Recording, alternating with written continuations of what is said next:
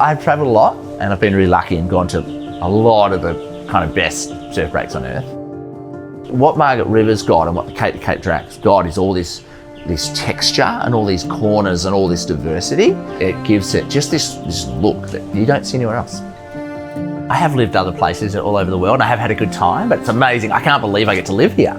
I was out on the track, like on the coast really early, because I had 3 brothers. All my memories are around being out in the bush or the beach or somewhere, either chasing fish or waves or each other, and just really, really lucky to have such a free childhood, like where we really had just the bush and no boundaries. It just felt like it was endless. And you could go up and down the river for kilometres and there'd just be kind of no one around. And it's still like that, you know, it really was a magical way to spend a childhood.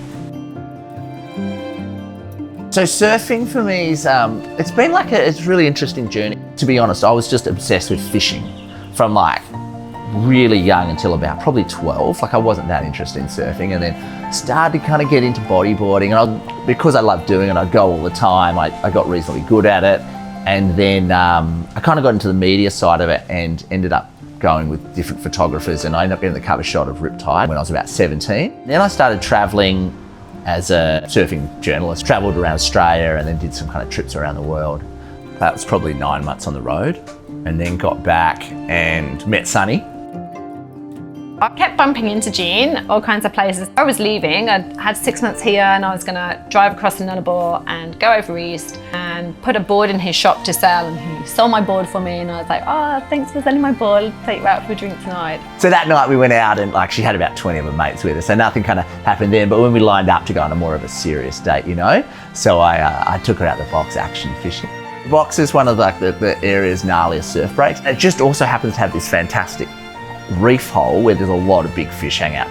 So, oh yeah, okay, I've like never really been fishing before, but I'll do that. He's like, you're gonna need a wetsuit. I thought, oh. And I put my waddy on, and yeah, we went out the box, quite deep. There was like wobbegong nibbling at my toes and stuff, and yeah, it was quite the extreme fishing experience. It was the perfect night, really. It was just hilarious.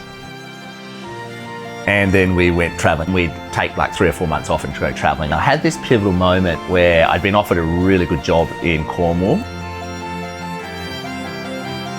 So we did decide to come back to Margaret. And that's when our daughters Will and Noah came along. I stopped working at the surf shop and I did my diploma of education then. And just after that started Cape to Cape.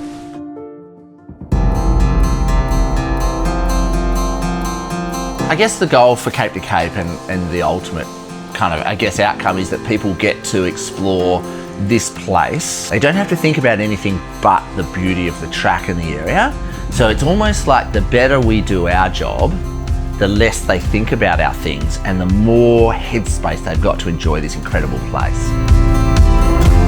I realised that I could make a living out of my passion and nature way before Cape to Cape. So I would say I've never done work for money. So I worked really, really hard, to be honest, and did a lot of kind of 16, 18-hour days back to back to back. There were times when I just didn't think we were going to make it, really. I've been really, really lucky to have great people on. If it hadn't been for that, we wouldn't have survived. And at times, you know, we've had no money at all and it's been really tough.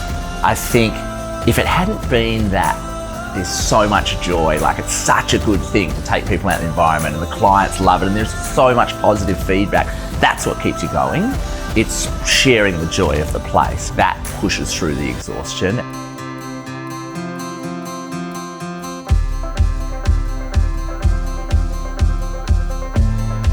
The region's had a huge influence on my parenting because it provides such an amazing space to go and recreate, I guess. From learning to ride bikes and then just swimming, and Willow and I go chasing crayfish, free diving, to the surfing obviously that I do every day. And it's a really special kind of place because it's so natural and there's not traffic and the people are really great. So I couldn't think of anywhere better to bring our kids.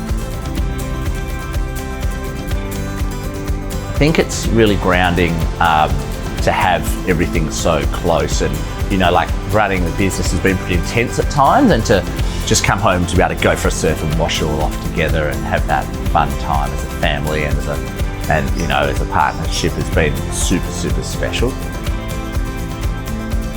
A big part of my kind of personality is wrapped up in this amazing place, and I thought I'd end up in some city and, in a little box somewhere. I can't believe it. I'm here.